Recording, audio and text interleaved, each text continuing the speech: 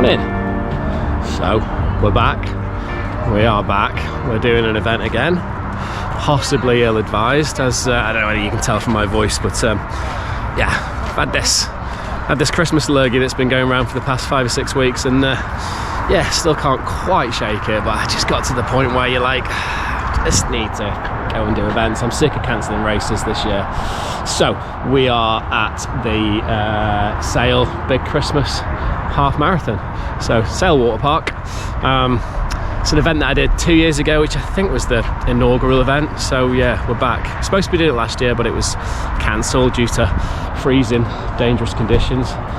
So we're back, and it's actually a really warm, delightful morning here in Sale, in the north of England.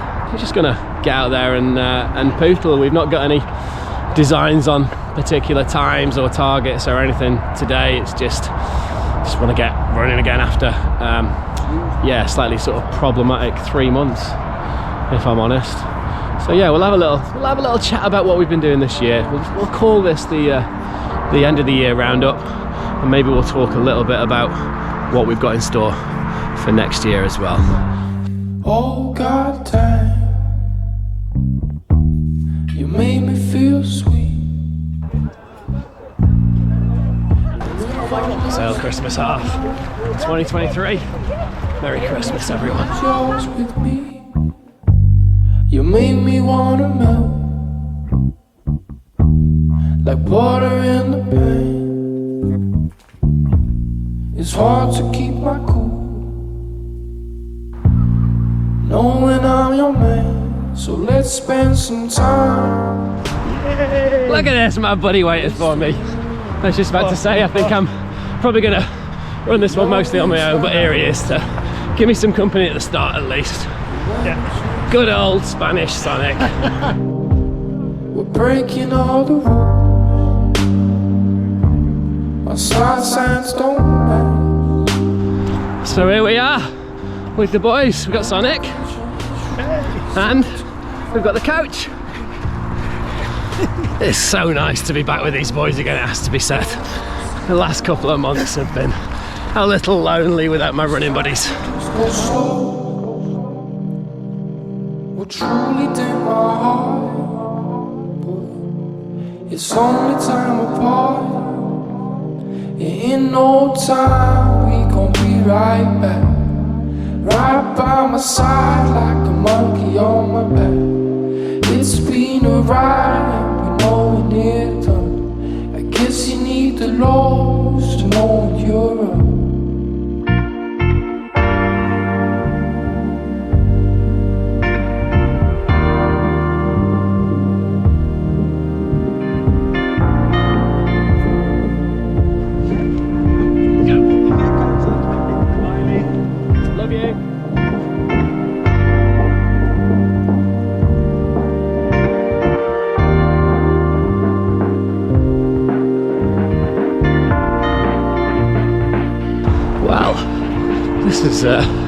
This has flown by.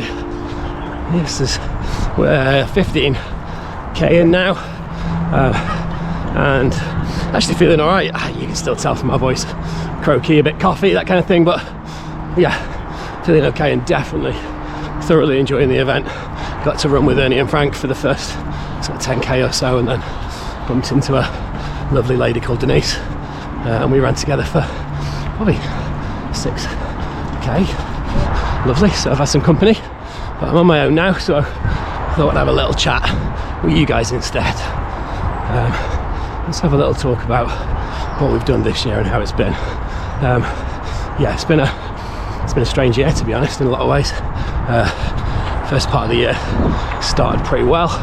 Obviously the main target for this year was getting ready and enjoying the lap. Oh wait a minute, the boys? How do? There he is. Good to see ya. All right. This is nice, isn't it? Reunited. Yeah. They looked after me for the first 10k, but they're doing their own thing now. As usual. So, right, I'll be back in a minute. I'll say hello to these boys. Have a good one. Yeah, not long to go, man. Love you.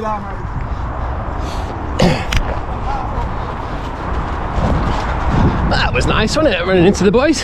So anyway, what was I saying? So the main sort of objective for this year was really, you know, starting ultras, the lap being the sort of main aim for the year. So that first sort of 6 months mostly went to plan, really. So what do we have? We had Paris Marathon, actually. Yeah, that was a tough one. Got that back injury sort of 6 weeks before, something like that. And yeah, so that was a bit tougher, but actually weirdly ended up being a PB, which made no sense to me, but that's what happened. And then yeah, sort of got into a good routine and rhythm after that. Hey guys, well done. And yeah, built up nicely towards Col de Del Hike, which was first ultra, and that was tough. Like, great, loved it, very proud of it, but so tough. And I learned so much from doing that. It's a proper baptism of fire. You know, it ended up being a good 40 miler, partly because we got a bit lost. And yeah, if you've watched the video to that, we were technically disqualified because we didn't make the penultimate cut-off in time. We were 5 minutes away from the cut-off, unfortunately. But we carried on. We got to the end, but my knees totally went, and I absolutely shuffled it in at that point, it has to be said. But really taught us a lot about what ultras are, what they can be. Even like really basic things like figuring out how to use the poles, what sort of clothes to take and stuff like that. Thank you, Marshall. Keep going to see the pink signs and then follow them to do the hair. Pink signs around there. Yeah. Right, we're looking for the pink signs. So it was a really tough one, but massive learning curve. Fantastically placed in terms of my training schedule. It led so nicely into the lap. Luckily the knee issue wasn't an injury, it just struggled, I think, with the distance and the terrain. I managed to get that a bit stronger, and then 4 weeks later we went off and we got to the start line of the lap, which was event of the year, has to be event of the year. Like, up until that point, I think, you know, my greatest event in terms of enjoyment and atmosphere and stuff was definitely London Marathon back in 2021 or 22, was it? I can't remember. But the lap managed to pass it, which was, you know, quite a thing. Just an amazing route, fantastically well organised event. The people just made it. It was just brilliant. Running with Steve, who obviously is my go-to when it comes to challenges of that ilk in so many ways. Doing it together with him, the ups and downs of it. Yeah, I was very proud and really enjoyed that, and crossed the line. Even though I was really broken, I crossed the line with a smile on my face. And weirdly, I'll tell you this actually, like towards the end of the race, we passed a couple that were having a walk, and the guy just weirdly just sort of said, don't know why you're running, you know you're not going to get there any quicker than us. Just a really odd thing to say, just a really negative thing to say, and pissed us off, to be honest. You know, when you're that far into an ultra, I think we had like, I don't know, 5-6 miles to go, if that. So we're feeling it, we're really feeling it, and we just didn't need that negativity. But it sort of worked, because once he said that, just had to prove him wrong. So the next 5k after that, I don't know where it came from, but just found an energy and just a reserve of power, the power of being pissed off, I think. And yeah, I think it was like a 35-minute 5k in that split, which, you know, is a gentle park run, but at that stage in an ultra, for me, it's pretty quick. yeah, we were doing sort of 6-minute Ks in the middle of it. Yeah, the power of being annoyed by somebody and wanting to prove them wrong. There you go. But my takeaway from that is, you know, we were so broken at that last checkpoint of the lap that whatever happens, there's always a bit more than you think. Wherever you are in a race, there's always a little bit more in there. It's just whether you can access it or not. And I accessed it by a bloke being a bit of a smart ass. So yeah, that's sort of the first half of the year really. So I'm going to poodle on a little bit, and then we'll talk a little bit about the second half of the year and how that panned out and how it brings us to today. In no time, we gon' be right back. Right by my side like a monkey on my back. It's been a ride and we know when it's done. I guess you need the lows to know when you're up. We are almost 18k in now, so 3 and a bit to go. It's gone better than I expected, if I'm honest. Like, struggling a bit now, but considering how long I've had off running wise and how ill I've been in the last few weeks, doing all right. So yeah, we're on like 2 hours and 15, which would be about a average-ish time for a half for me normally, and I've still got 3 to go, so it gives you an indication. But that's not what we're here for today. We're here to see if we can get around, see if we're back on the right track. So yeah, on that point, so the first half of the year took us through to May with the lap. Went great, was amazing, loved it so much, signed up to the following year's event the next day. So there's my review of the lap. It's brilliant, simple as. And after that, dial back the mileage a bit.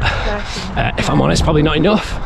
Sort of went through that early summer period, still maybe running 30-40k a week, but that was a bit much. Post 2 ultras, I think it took a little while to recover, but I was alright by the summer. So going into June, July, and then went off to Edinburgh for the Fringe Festival. Oh, just got to change the battery on the GoPro, and we're back. New battery in the GoPro. So yeah, got into the summer and was starting to feel good again and heading in the right direction in terms of distance, and went off to Edinburgh to the Fringe Festival. Mileage was definitely lower up there, but we were getting up Arthur's Seat sort of every other day, doing various park runs. I got a park run PB whilst I was up there, which was unbelievable. Only by about 6 seconds, but I'll take it. We're getting closer to that elusive 25 that feels like a milestone. And yeah, sort of came out of Edinburgh absolutely feeling good about running. Oh, let's say hello to the Marshal. Thank you, Marshal. Well done, you. And yeah, we then went into Hatter's Half in Stockport, which was where I was going to start a series about Strava predicted splits. Let's say hello. That's where I was going to start a series about predicted Strava times, see how that went on. So I did that first video, didn't quite make the predicted time Strava was saying, and that was attempt number 1. Then after that, injury struck fairly bad. I was having really bad back pain out of Edinburgh, and then that sort of manifested itself in my leg, worked its all the way down to my calf. Turns out it's sciatica, which was not great news, it has to be said. And it took me out of running for well, I mean, I'm only just returning to it now, and that was early September, and now we're in mid-December, so it was a big old chunk, and it wasn't good. It was tough, bit of a struggle. Just trying to keep the mental health where it needs to be, like keep regulated, you know, deal with stress, all the other things that I absolutely get from running. Yeah, I was sort of taken away. Had some races, booked that I couldn't make. So missed out on Loch Ness Marathon. Did take the mountain bike up with me, and I did manage to go and do 50 miles in the hills on the bike instead, which was delightful, but I was very jealous of my friends running the marathon.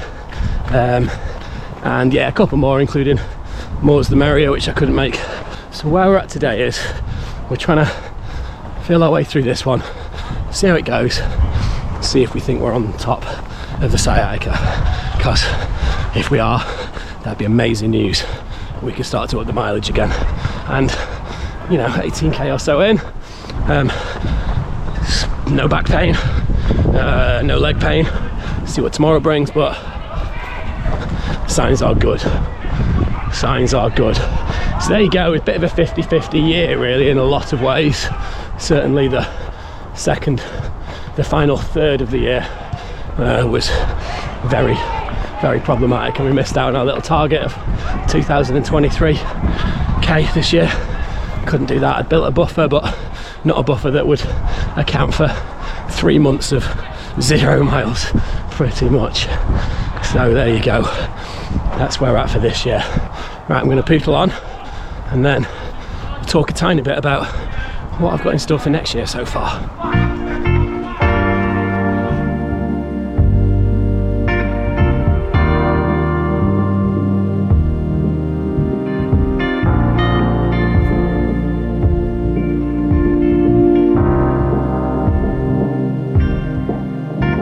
And just about 1.5k left to go, so we're just shuffling it in now.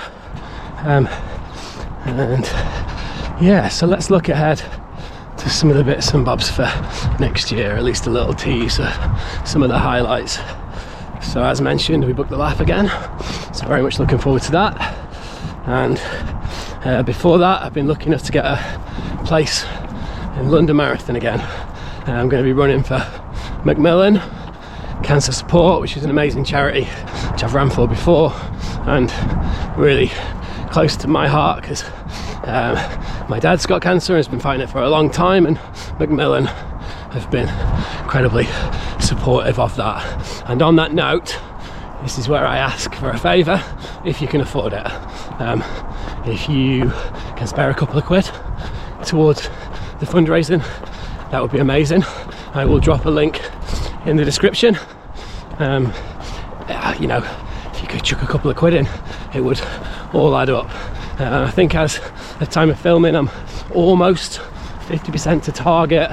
So yeah, you guys, you wonderful subscribers, if you can spare something, that'd be awesome. Okay, end of plug for that. So that's in April. Got a few trail races sort of around that, including 10 reses again and a new one in Bolton. And the one that we've really got our eye on for next year, which isn't on sale yet, is called Man vs Horse. Now, if you're not familiar with Man vs Horse, it's pretty much what it says on the tin. It is a race where a load of runners turn up, 200-300 runners turn up on the start line, and 60 horses with riders also turn up on the start line. And I think it's 21 or 23 miles or something like that, with some chunky elevation too. We set off and we see who wins, and the idea is to get across the finish line in front of as many horses as possible. Now, I think in all the time that race has been running, maybe 3 people have beaten all the horses. That's not our target. That is not our target. We're sort of hoping and praying that we might manage to beat one horse. Just one horse. That's what we're aiming for. So that's in June, date to be announced, but hopefully tickets like that will go on sale soon. Let's say hello to the lovely Marshall. Thank you, Marshall. Not far now, yeah? Fantastic. This way? No, straight up top, right? The high road. Yeah, the high road. Thank you. So yeah, keeping an eye on that, hoping to get a place in Man vs Horse in June. It's a pretty popular race, so we'll have to have our wits about it when getting to place. But yeah, there you go. Lots of other things, but we'll leave that for the future videos. But the big one for next year, which I'm feeling more positive about now we're starting to get on top of this injury, is September 3 peaks. So you know, the clue's in the title. We're talking about a fairly serious amount of elevation on that one, but there's a twist with this. It is a 70k 3 peaks race, but if you get to the 70k cutoff in time, you get rewarded with an extra 30k of running.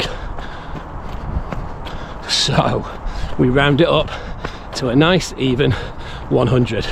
Now it's a tough cut off, gonna have to be going quicker than what I did in the lap last May to make it, but I am an absolute stickler for value. So that's 30k at no extra charge. I mean, it's irresistible. So that's September, but yeah, training needs to step up this year for that one. That's going to be a real challenge. So there you go. That's it really. That's sort of what we're planning. Yeah, more to follow in the new year. Well done, guys. Merry Christmas. What a lovely bunch of people they are on this run, eh? Absolutely delightful. So yeah, thank you all for subscribing. This is obviously just my silly little thing, mainly to just log my races. I enjoy being able to watch them back and sort of relive them, and the fact that I've got a few subscribers too is a bit mental, a bit mad. On that note, if you're watching the video and you're not subscribed, please do consider, it'd be very nice. And also, if you are watching the video, just give us a like. All helps with YouTube and maybe getting a few more eyes on these videos eventually. So have a great Christmas. If you're watching, I hope your run is going amazingly well, and hope you've got some incredible things planned for the new year, and maybe catch a few of you on the start line somewhere. Yeah, okay, right, that's it for me. I'm gonna post my way in. We've got less than 1k to go, so let's go and get this finished.